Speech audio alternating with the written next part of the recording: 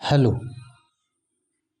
आज हम इस वीडियो में यूजीसी नेट और सीजी सेट की पेपर 1 की यूनिट 9 के टॉपिक्स को पढ़ेंगे।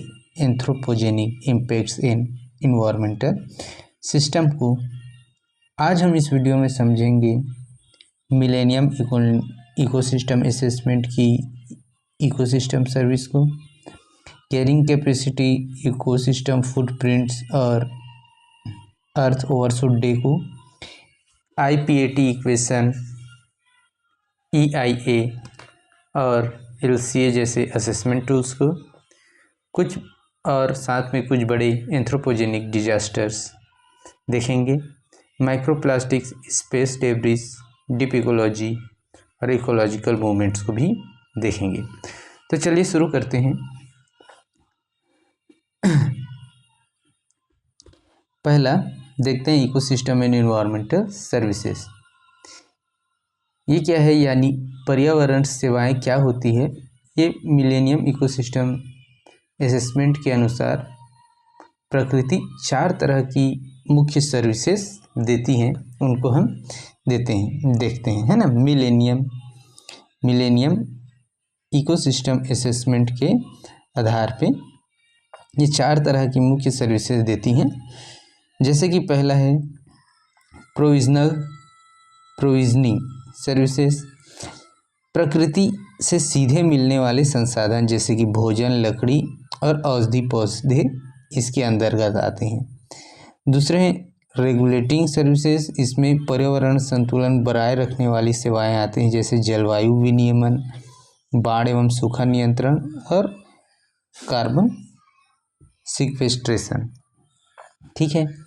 आगे कल्चरल सर्विसेज में अगर हम देखें तो मानसिक व आध्यात्मिक लाभ भी होता है हमें इन्वायरमेंट से, जैसे कि इको टूरिज्म, सौंदर्य व एवं आध्यात्मिक जुड़ाव होता है, सांस्कृतिक व मनोरंजन मूल्य मिलता है, और सपोर्टिंग सर्विसेज जैसे कि अन्य सभी सेवाएं जिसमें आते हैं मृदा निर्माण, फोटोसिंथेसिस, पोषण चक्र, ये सभी इन्वायरमेंटल सर्विसेज हैं मिलेनियम इकोसिस्टम सर्विसेज के आधार पे। आगे हम ह्यूमन इम्पैक्ट्स जो नेचर में पड़ रहे हैं उनको देखते हैं। ठीक है। तो ये एंथ्रोपोजेनिक प्रेशर्स क्या है, तो समझिएगा कि ये जो हमने 4 सर्विसेज पढ़ी है ना, तो दिक्कत तब आती है जब मानव अपने अत्यधिक दोहन के लिए इन जो सपोर्टिंग और रेगुलेटिंग सेवाओं को बाधित कर देता है, जिससे क्या होता है क्लाइमेट चेंज, बायोडाइवर्सिटी लॉस जैसी वैश्विक समस्याएं पैदा होती है। उन्हीं को हम क्या कहेंगे, एंथ्रोपोजेनिक प्रेशर्स कहेंगे। आगे बढ़ते हैं। अब समझते हैं कि कैरिंग कैपेसिटी क्या है। इन चीज़ों को, एंथ्रोपोजेनिक प्रेशर्स को समझने के लिए समझेंगे कैरिंग कैपेसिटी क्या है और इकोलॉजिकल फुटप्रिंट्स क्या हैं।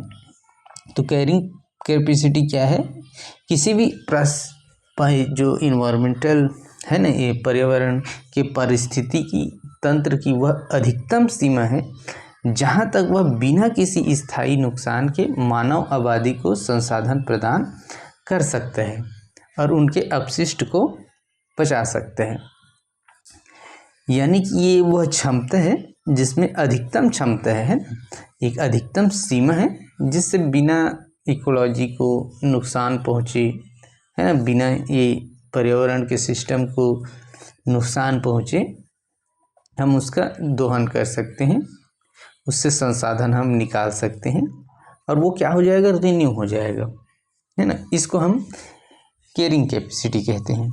तो इकोसिस्टम कोलैप्स कब होता है, जब मानव गतिविधियां इस सीमा को पार कर जाती है, तो पारिस्थितिकी तंत्र धीरे धीरे नष्ट होने लगते हैं। यही क्या है, कैरिंग कैपेसिटी है। ठीक है। आगे हम देखते हैं इकोलॉजिकल फुटप्रिंट्स। तो यह मापता है कि व्यक्ति, शहर या देश अपनी जीवन शैली को बनाए रखने और उत्सर्जित कर कचरे को अवशोषित करने के लिए पृथ्वी कितनी भूमि और जल का उपयोग कर रहा है। ठीक है, यह एक माप इकोलॉजिकल फुटप्रिंट्स एक मापक है जो यह मापेगा कि कोई व्यक्ति, शहर या देश अपने जीवन शैली को बनाए रखने के लिए कितना कचरा उत्सर्जित कर रहा है और उस कचरे को अवशोषित करने के लिए कितनी भूमि और जल की आवश्यकता पड़ रही है, कितनी वो उपयोग में ला रहे हैं। इसको हम क्या कहेंगे, इकोलॉजिकल फुटप्रिंट्स। अब देखिए ओवर कंजम्पशन क्या है, विकसित जीवन शैली का पद चिन्ह है। ये जो इकोलॉजिकल फुटप्रिंट्स है प्राकृतिक पुनरुत्पादन क्षमता से अधिक होता जा रहा है ना। तो जितना ये इकोलॉजी का, पर्यावरण का पुनर्निर्माण, रिसाइकल का क्षमता है, हम उससे ज़्यादा उपयोग कर ले रहे हैं, यही ओवर कंजम्पशन है। ठीक, अब आगे पढ़ते हैं। इस ओवर कंजम्पशन से समझ आएगा अर्थ ओवरशूट डे। तो अर्थ ओवरशूट डे क्या है, यह वह तारीख है, ठीक है, यह वह तारीख है जिससे जब मानव जाति पूरे 1 साल के लिए पृथ्वी द्वारा पुनरुत्पादित सभी प्राकृतिक संशोधन का उपभोग कर चुका होता है ना। ये साल भर में एक डेट होता है, उस डेट को जो है दर्शाता है ओवरशूट डे। जिस तारीख तक इंसान जो है साल भर जो पर्यावरण है ना, हमारा इकोलॉजी पुनरुत्पादित रिसाइकल करेगा संसाधन, उसको उस डेट तक ख़त्म कर चुका होता है ना। अब जब क्या होगा, उस डेट से हम आगे पूरे साल भर जब हम कंजम्पशन करेंगे तो वो क्या होगा, एक डेफिसिट की स्थिति बनेगी। हम उस तारीख के बाद जो शेष बचे हुए वर्ष हैं, है ना, वर्ष के शेष बचे हुए दिन हैं, हम पृथ्वी के जो भावी भविष्य के संसाधन हैं उसका उपयोग कर रहे होते हैं। ठीक है, अब जब हम ज़्यादा उपयोग करेंगे तो धीरे धीरे पारिस्थितिकी तंत्र को नुकसान पहुंचेगा। अब चौंकाने वाली प्रवृत्ति आप देखेंगे कि अत्यधिक दोहन के कारण यह जो अर्थ ओवरशूट डे है हर साल धीरे धीरे कैलेंडर में आगे की ओर खिसकता जा रहा है। ठीक है, पहले जो दिसंबर से खिसक करके अब यह जुलाई में आ गया है, इस तरह के इसमें चार्ट में दिखाया भी गया है ना, किस तरह से ये 1972 के तरफ है ना, 1976 के तरफ ये अक्टूबर नवंबर में थे, वो आज के खिसक करके 2024-25 में ये अगस्त जुलाई इस तरफ आ गया है। तो ये क्या दर्शा रहा है, ये ओवर कंजम्पशन को दर्शा रहे हैं। अब आगे हम असेसमेंट और मिटिगेशन टूल्स को देखेंगे, इन्वायरमेंट असेसमेंट के और उसके मिटिगेशन टूल्स देखेंगे। जैसे कि पहला है IPAT इक्वेशन, है ना, IPAT इक्वेशन। ये क्या होता है, ये I = P × A × T से नापा जाता है। I क्या होगा, पर्यावरण पर कुल प्रभाव को दर्शाएगा, P जो है पॉपुलेशन को, A जो है प्रति व्यक्ति उपभोग को, और T जो है उस उपभोग में, उस उत्पादन में उपयोग होने वाली टेक्नोलॉजी को दर्शाएगा। ठीक है, यही है IPAT इक्वेशन। अब अगला EIA and life cycle assessment को देखते हैं। EIA क्या होता है, इन्वायरमेंटल इम्पैक्ट असेसमेंट है। किसी भी बड़ी परियोजना, बांध, हाईवे, फैक्ट्री को शुरू करने से पहले पर्यावरण पर पड़ने वाले संभावित दुष्प्रभाव का एक वैज्ञानिक अध्ययन किया जाता है, उसी को इन्वायरमेंटल इम्पैक्ट असेसमेंट कहते हैं। अब अगला टर्म आएगा लाइफ साइकिल असेसमेंट। ये लाइफ साइकिल असेसमेंट क्या है, जब कोई भी है ना उत्पाद बनता है तो उसके शुरुआत से लेकर अंत तक, उसके निर्माण, उपयोग और अंत उसके कचरा बनने तक संपूर्ण उसके लाइफ साइकिल में जो पर्यावरण पर प्रभाव पड़ेगा उसको हम लाइफ साइकिल असेसमेंट कहते हैं। ये क्रेडल टू क्रेव का दृष्टिकोण है।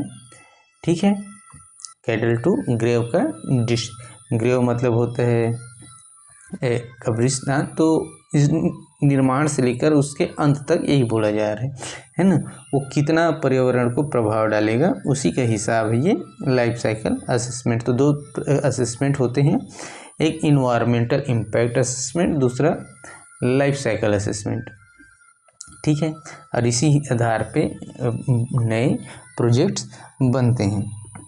ठीक है, अब हम जो हिस्ट्री में कुछ पर्यावरण डिजास्टर्स हुए हैं मेजर, उनको देख लेते हैं। तो इसमें हम एक देखेंगे चेरनोबिल डिजास्टर जो हुआ था, ये यूक्रेन में हुआ था तब के यूएसएसआर में 1986 में। ये परमाणु रिएक्टर दुर्घटना है जो व्यापक रेडियोधर्मी विकिरण फैल गया था हजारों किलोमीटर, है ना, हजारों वर्ग किलोमीटर में गंभीर प्रदूषण और कैंसर फैला, इससे ये मानवीय प्रभाव पड़ा। अगला है भोपाल गैस त्रासदी। भोपाल गैस त्रासदी भारत में हुआ था 1984 में। मिथाइल आइसोसाइनाइड नामक गैस जो है लीक हो गया था। तो ये विश्व की सबसे भयानक औद्योगिक आपदा में एक है। तो ये 15,000 से भी ज़्यादा मौतें और पीढ़ियों तक दीर्घकालिक रोग इसके मानवीय प्रभाव में देखे गए हैं। अब एरल सी डिजास्टर जो 1960 के दशक में हुआ था, वर्तमान मध्य एशिया में सिंचाई के लिए नदियों का मार्ग बदलना, है ना, ये मुख्य कारण था। तो इसमें क्या होता है, एक विशाल पूरी झील का सूख जाना, स्थानीय जलवायु विनाश एवं नमक के तूफान इसके मानवीय प्रभाव थे। अगला है फुकुशिमा न्यूक्लियर डिजास्टर 2011 में जापान में हुआ था। सुनामी के कारण परमाणु संयंत्र विफल हो गया था। ठीक है, अब मानवीय प्रभाव क्या पड़ा, पर्यावरण और मानवीय प्रभाव। तो समुद्री जल में रेडियोधर्मी पदार्थ का फैलाव एवं बड़े पैमाने पर विस्थापन हुआ था। ठीक है, अब जो मॉडर्न कुछ इमर्जिंग थ्रेट्स हैं उन्हें हम देखते हैं, जैसे कि माइक्रोप्लास्टिक्स और नैनोप्लास्टिक्स। ये काफ़ी अभी पर्यावरण प्रभाव डाल रहे हैं, फैल रहे हैं, इमर्जिंग क्या बोलते हैं, पर्यावरणीय प्रभाव हैं। ठीक है, तो माइक्रोप्लास्टिक्स और नैनोप्लास्टिक्स ये जो है ये छोटे छोटे प्लास्टिक्स के कण, है ना। प्लास्टिक जो है हजारों सालों तक डिकम्पोज नहीं होता, तो ये जो माइक्रो प्लास्टिक्स में बदल जाता है और ये हमारे खाद्य श्रृंखला में घुस रही है। और जब खाद्य श्रृंखला में आएगी, है ना, तो धीरे से इंसानी रक्त में भी पहुंच जा चुके हैं और ये गंभीर स्वास्थ्य समस्याएं उत्पन्न कर रही है। अगला है स्पेस डेब्रिस, है ना, केसलर सिंड्रोम कहा जाता है इसको। तो ये अंतरिक्ष में मानव जनित मलबे का जमाव जिससे उपग्रहों की टक्कर की श्रृंखला का खतरा बना रहता है, उसे केसलर सिंड्रोम कहते हैं। अगला है लाइट एंड नॉइस पॉल्यूशन, है ना। तो कृत्रिम रोशनी और शोर से प्रवासी पक्षियों और वन्य जीवों को बायोलॉजिकल घड़ी जो है बिगड़ रही है, बाधित हो रही है। ये जो रोशनी, कृत्रिम रोशनी जो रात भर जल रहा है, उसने जुगनू भी कम हुए हैं। ठीक है, पहले की अपेक्षा अब काफ़ी कम मिलते हैं। ठीक, और ये प्रवासी पक्षियों पर भी इससे काफ़ी नुकसान पहुँचा है, उनका बायोलॉजिकल साइकिल बिगड़ा है। ये कुछ इमर्जिंग प्रॉब्लम्स भी देख लिए। अब हम कुछ मूवमेंट्स को देखते हैं, इन कुछ टर्म्स समझते हैं पहले। अब देखो एंथ्रोपोसेंट्रिज्म, है ना। एंथ्रोपोसेंट्रिज्म क्या कहते हैं, मानव केंद्रित दृष्टिकोण। यह मानता है कि प्रकृति केवल इंसानों के उपयोग और लाभ के लिए बनी है। ये मानव को केंद्र में रखकर इसके बारे में सोचते हैं।